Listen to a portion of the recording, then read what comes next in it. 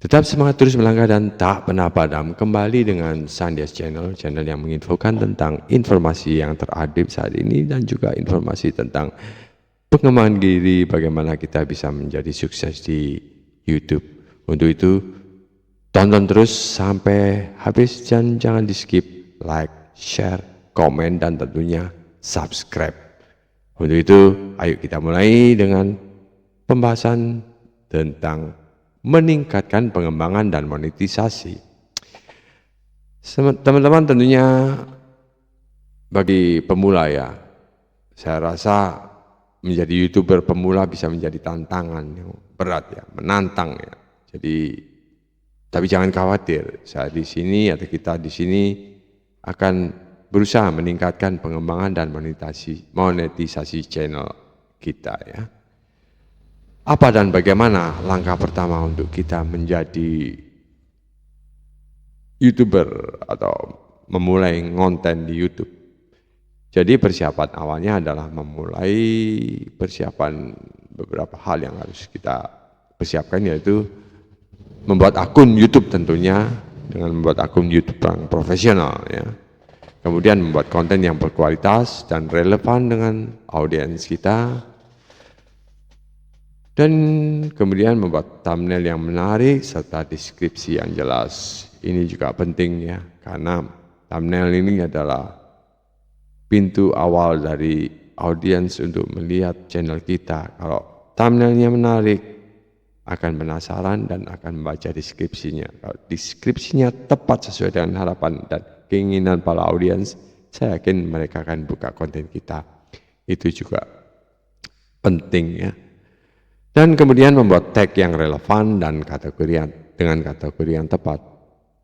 Memang tag itu memperluas jaringan kita untuk bisa merambah ke audiens yang lain yang mungkin belum menjadi subscriber kita ya.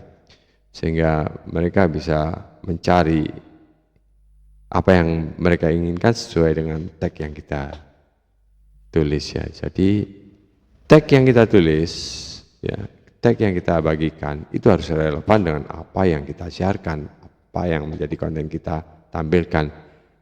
Sebisanya jangan menyimpang jauh, kalau bisa pas sesuai dengan tag yang kita sebarkan, karena hal itu akan membuat orang yakin bahwa tag yang kita sampaikan dan kemudian audiens melihatnya dan sesuai dengan apa yang tercantum di tag itu, pada saat lain mereka akan mencari apa yang menjadi harapan dia, dan tag itu akan menuju ke kita. Tapi kalau misalnya tag dengan kontennya berbeda jauh dengan apa yang terisi dalam tagnya, itu akan membuat audiens kecewa ya. Jadi kita harus relevan untuk membuat tagnya. Itu yang awal dari persiapan awal untuk kita menjadi YouTuber profesional. Dan setelah semua itu kita atur dengan benar dan baik juga, apa langkah-langkah berikutnya? Langkah-langkah berikutnya adalah pengembangan. Setelah Anda mempersiapkan hal-hal tadi di atas, langkah selanjutnya adalah meningkatkan pengembangan channel kalian.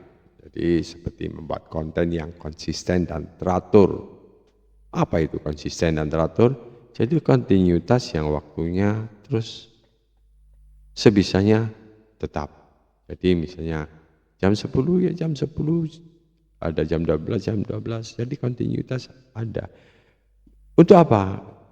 Untuk kalau misalnya penonton kita senang dengan konten kita, mereka akan tahu waktu kapan kita on air, kapan kita bisa sebarkan konten kita. Jadi jam 10 dia akan lihat, jam 10 itu akan tepat. Nah, ini tujuannya. Jadi konten-konten kita itu sebaiknya untuk pertama ya harus teratur dan konsisten. Jangan sekarang bikin, nanti seminggu, 2 minggu tidak bikin lagi. Akhirnya hilang sudah, karena banyak juga persaingan yang ketat ya di YouTube. Karena banyak sekali inovasi dan hal-hal yang menarik lain di luar kita jauh-jauh lebih baik. Jadi kita perlu konsisten dan kuat ya. Dan kemudian promosi channel juga penting ya bagi kalian di media sosial, tapi itu juga sifatnya tentatif ya, enggak harus. Tapi kalau memang butuh percepatannya, kita perlu mempromosikan channel kita sih, yang akhirnya juga harus berbayar di media sosial. Tapi kalau memang kita harus kalau bidang kita sudah tepat dan mantap, tidak ada salahnya itu kita lakukan juga, karena hal itu juga bisa mempercepat pengembangan konten kita ke publik ya. Dan setelah itu juga perlunya interaksi dengan audiens dan melalui komentar dan balasan itu juga penting, karena itu akan membawa ikatan kita lebih kuat dan ikatan emosional yang lebih baik, karena audiens pun perlu sentuhan ya, sentuhan untuk komentar. Kalau dia komentar, kita balas. Hal-hal seperti itu akan merespon dan membawa mereka ingat pada kita. Hal-hal di mana mereka perlu menyampaikan sesuatu pada kita, mereka akan yakin bahwa apa yang dia sampaikan akan terbalas dan mereka juga akan menunggu jawabannya. Nah, ini juga kesempatan kita untuk menambah kepercayaan audiens sehingga jumlah subscriber kita akan lebih banyak juga dah. Oke. Setelah semua itu berjalan, akhirnya kita perlu juga menganalisis channel kita untuk meningkatkan kualitas konten. Jadi hal-hal yang telah kita lakukan sebelumnya, apa kelebihannya, apa kekurangannya, apa yang perlu kita tingkatkan, dan di mana titik kelemahan kita atau di mana titik orang membuat greget terhadap kita, itu harus kita pelajari. Dan pada saat itu kita akan tahu, oh, audiens suka style saya seperti ini, jadi itu coba kita tingkatkan, kita inovasikan, kita bikin yang lebih baik lagi, lebih greget lagi, itu yang utama juga. Kalau mungkin hal-hal yang kurang disuka ya kita coba tahan dulu. Tapi yang terutama analis channel adalah untuk melihat kualitas konten kita serta melihat titik mana audiens kita sangat menyukai konten kita itu. Untuk itu kita harus tingkatkan ya. Dan setelah semuanya kita analisis dan kita cerna ya, kita pelajari, kemudian langkah-langkah berikutnya adalah pengembangan yang lebih baik lagi. Dan bagaimana dengan langkah-langkah monetisasi? Ya, setelah kita meningkatkan pengembangan channel Anda, langkah selanjutnya adalah monetisasi tentunya ya. Apapun bentuknya kita tetap perlu monetisasi untuk pengembangan kualitas YouTube kita, kualitas kita, dan spirit serta semangat akan semakin meningkat tentunya ya. Jadi kemudian kita harus mendaftar program YouTube Partner ya, atau YPP ya, YouTube Partner ya. Setelah itu membuat iklan yang relevan dan tidak mengganggu tentunya, serta membuat sponsor dan kerjasama dengan brand, membuat penjualan produk atau jasa melalui channel Anda.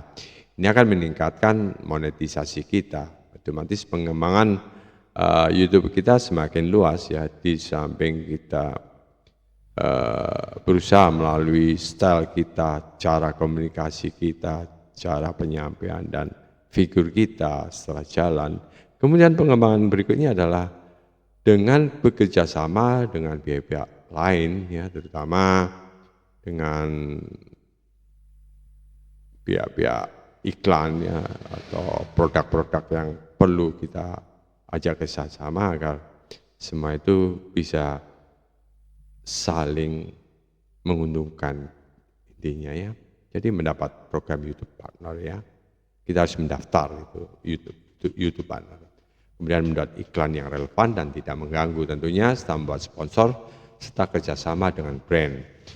Dan berikutnya penjualan produk atau jasa melalui channel kita. Itu akan mendapat tambahan monet, ya, tambahan monetisasi bagi kita. Ya, kita bicara tentang hal-hal yang semuanya itu enak ya. Tapi di setiap kegiatan atau setiap usaha pun tetap ada kendala. Jadi kita harus mempersiapkan hal-hal untuk mengantisipasi kendala-kendala yang ada di program kita. Untuk itu kita harus persiapkan mental, spirit, dan langkah-langkah yang terbaik agar kendala-kendala itu bisa kita selesaikan dengan baik, ya.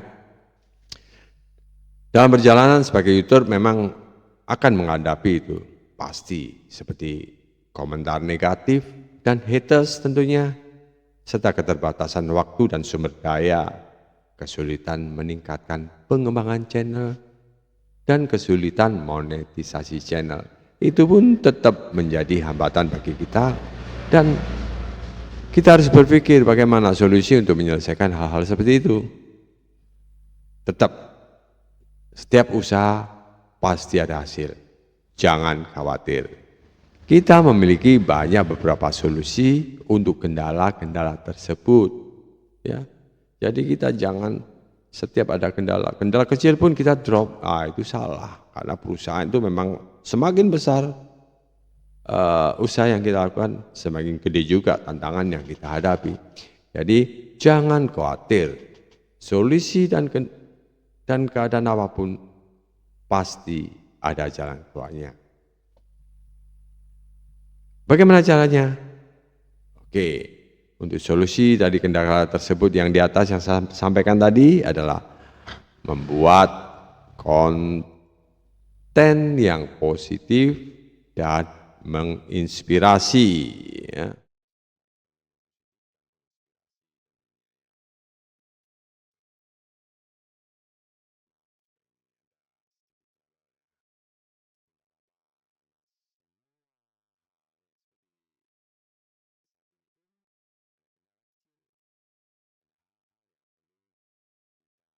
Perbaiki. Ya.